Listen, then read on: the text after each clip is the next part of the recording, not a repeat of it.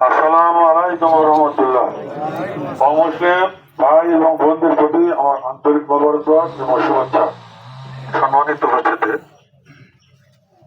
আজকে আমরা ঐতিহ্যবাহী দিবস ইউনিয়ন, আজকে আমরা এই মুহূর্তে এখন এই মিশন পাড়াতে সংক্ষিপ্ত কিছু উঠান বৈঠকে উপস্থিত আছেন বাংলাদেশ জামাত ইসলামী নগাঁও জেলা শাখার কর্মপরিষদ সদস্য এবং আগামী দিনে জামাত মনোনীত উপজেলা চেয়ারম্যান পদপ্রার্থী ভাই হাইবুর রহমান।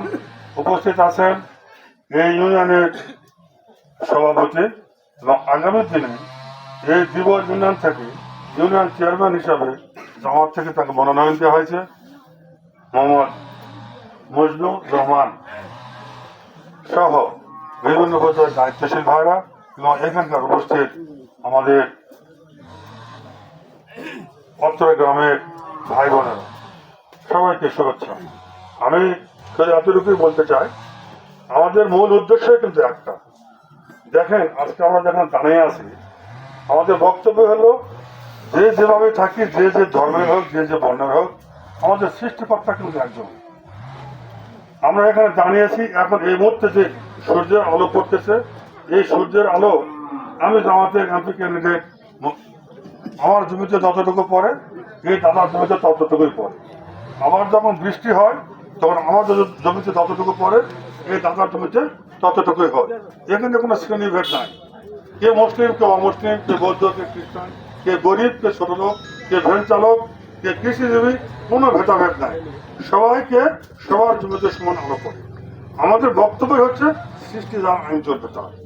যতক্ষণ পর্যন্ত সৃষ্টি যার আইন চলবে তার, এটি যারা যদি এই দেশ পরিচালনা হয় ততক্ষণ পর্যন্ত এই দেশে সুষম বন্টনের কথা বলা একটা শব্দ ছাড়া আর কিছুই নয়।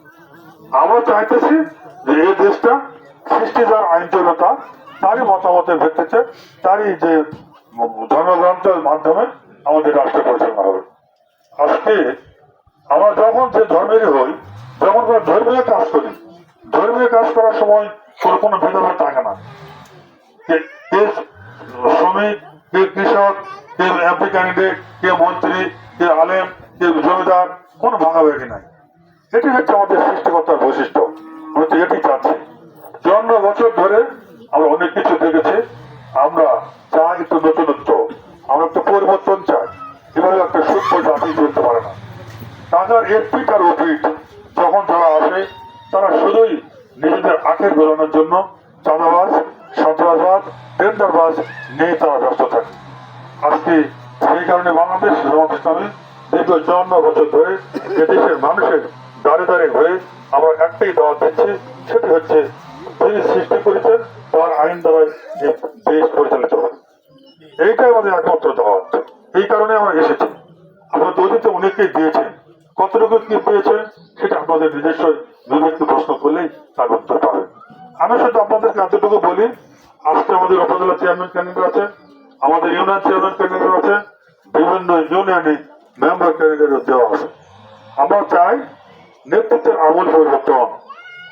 নেতৃত্বে যদি পরিবর্তন করা না যায়, যদি সুশাসন ব্যবস্থা করা না যায়, আমাদের যে সেবার যে হাত রাষ্ট্রীয়ভাবে রাষ্ট্রীয় কোষাগার থেকে যা আসে তা তৃণমূল পর্যন্ত একবারে দোরগোড়ায় পৌঁছে দেওয়া সম্ভব হবে না।